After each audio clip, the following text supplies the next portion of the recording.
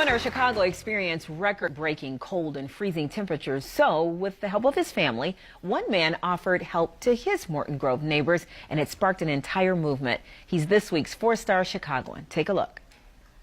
Kindness, gentleness, respect. Very into helping people, very into peace. Within just minutes, he said, "How can I help you? What can I do?" It's about humanity at large that we also need to take care of with God's blessings that He has given to us. My name is Sbeel Ahmed, and I live in the city of Morton Grove. It cannot be stressed enough. Have a plan for your home, for your vehicle, before the extreme cold settles in. When we were watching the TV, the anchorman, he was saying that the weather is going to be really nasty. It will go to maybe minus 27 degrees and wind chill of like 65. The very first thought came to my mind is, how do I protect my family? The immediate second thought that came to my mind is, what about my neighbors? What about the lady who lives next to me? She's 95 years of age. Maybe they are poor people, maybe sick people, maybe old people.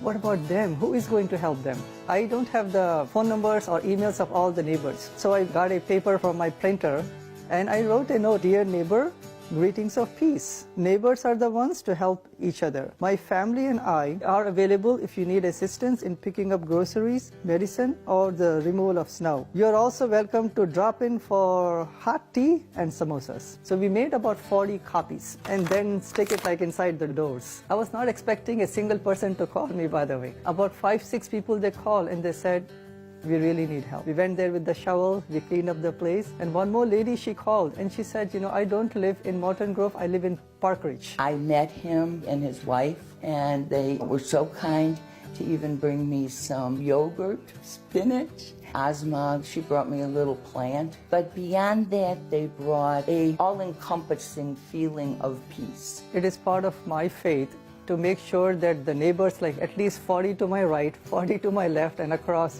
both sides, that I have to make sure that they have the basic necessities. Well, I figured, well, I'll call him and I'll actually pay him. I'd be happy just to have somebody get rid of the snow. And it's a way to reach out, and I think it's an old-fashioned way that people did things, because about 25, 26 years ago, people did stuff like that all the time. That night when I went to the mosque, one person grabbed me and said, Sbeel, I'm really angry with you. I said, why? You should be happy, right?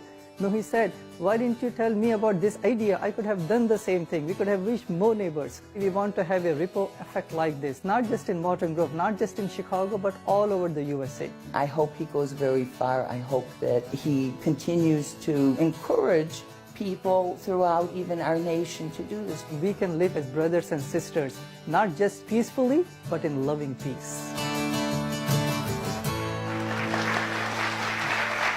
Please welcome this week's four-star Chicagoan, Dr. Sbeel Ahmed. Thank you. Doctor. Yes, thank you so much for being here. And thank you for what you are doing to bridge the gap. I think in this current climate in our country, in our world, in our cities, in our neighborhoods, this gap needs to be bridged, and you're doing it. Thank you. Yeah, what drives you to do this? What is it about breaking stereotypes? Is it about showing that we're all human beings and we all should be caring for one another? There were multiple angles I was looking at this activity. First and foremost, there are many sick and old and disabled neighbors around my block. Then I thought maybe there are more people who may need help. So that was the first motivation. Second motivation is that there is so much Islamophobia, misunderstandings about each other, especially about Muslims and Islam.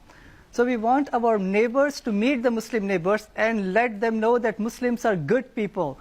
Islam is a good faith. Come and meet with us, eat with us. Yes. What has this done for the Muslim community? It has really motivated the Muslim community, by the way, because many a times we always see these negative images, wall-to-wall coverage. If a Muslim does something, it just becomes a major news. But we want to show to the media, to all of us, that we are all brothers and sisters in humanity. Right? We are. What has this activity taught you and your family and your kids? Second reason I did this with my family is to show to my children, to the youth, that it's not enough for you to take care of yourself. Your neighbors are your brothers and sisters. You should take care of them. Drop down your gadgets, or drop down your Fortnite, pick up a shovel, and help your neighbors. Right. And this is something that you want to see spark really around the country. You're going to continue this year-round? Yes, obviously. There is no expiration date on this. There is no by the way, right? Yeah. It has to be year-round. As long as I'm alive, my family is alive. These are the teachings my faith teaches me. So it has to be year-round and lifelong. Right. Yes. And you really wanted to do this, too, as a way just to meet your neighbors. Because sometimes I think in neighborhoods, we come in our house, we go in the garage, we don't necessarily interact. So have you met some new best friend neighbors? You know, there is so much misunderstanding if we don't know each other. But once we meet each other, we will find out that there is so much in common between us. And we have met many neighbors that we don't know. You know, we just say hi to them from far away. So they came to our house. We went to their house. The barriers are now broken. So hopefully we will realize the commonality. And working on the commonality, we can make better humanity. Absolutely. And you're not only a great example for your children, you're not only helping your neighbors, but you're also helping the homeless. You have these blessing bags. I'm holding one right here, and I think we have some video of them too. Tell us a little bit about this and how it's helping the homeless. You know, it's really important. Unfortunately, 50 million people are below the poverty line in this country. And when I was driving from Chicago, from Skokie to here, there were many homeless people with the signs, and we have all seen this. It just breaks our heart. So our family and many Muslim families in the mosque, MCC, we came together and we made 100 blessing bags. It has all the basic necessities. It has a toothbrush and toothbrush and cap and gloves and socks. And this is just a start, by the way. We made 100 of these, and we will distribute through the Muslim community to rest of Chicago, and we will make more, inshallah, God willing. Yes. Dr. Sbeel, thank you so much. Great work what you're doing, and you're inspiring a lot of people.